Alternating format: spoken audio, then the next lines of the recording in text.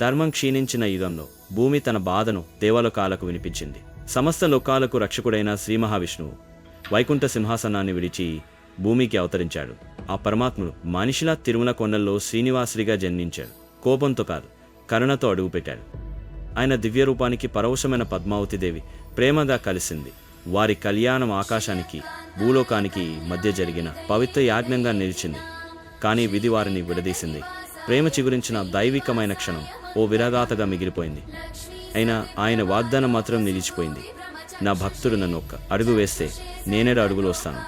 ఆ మాటకు నిలబడుతూ తల నీరించి కన్నీళ్లు ఉప్పొంగించి వ్రతంతో వచ్చే ప్రతి భక్తుని అడుగులను ఆయన ఆలయ ప్రాంగణంలో స్వీకరిస్తున్నాడు.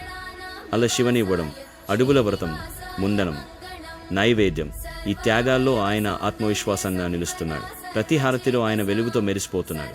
ప్రతి ఉత్సవంలో ఆయన ఉనికిని ఉరకలేస్తున్నాడు.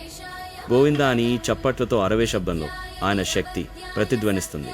ఆయన కనులు మూసుకున్నా అన్నీ చూస్తున్నాయి. ఒక్క చూపుతో దిక్కులను దాటి భక్తుడి మనసును చదువుతాడు. ఆయనే ఈ కలియుగంలో ఆశ్రయం. ఏడుకొండలపై స్థిరంగా నిలబడి కాలాన్ని దాటుతూ భక్తుల జీవితాల్లో కాంతిలా వెలిగే దేవుడు వెంకటేశ్వరుడు. ఇది కథ కాదు, ఇది నిత్య సత్యం. భక్తికి జయదాత, శ్రద్ధకి ప్రతీక, ప్రేమకి ప్రాణం.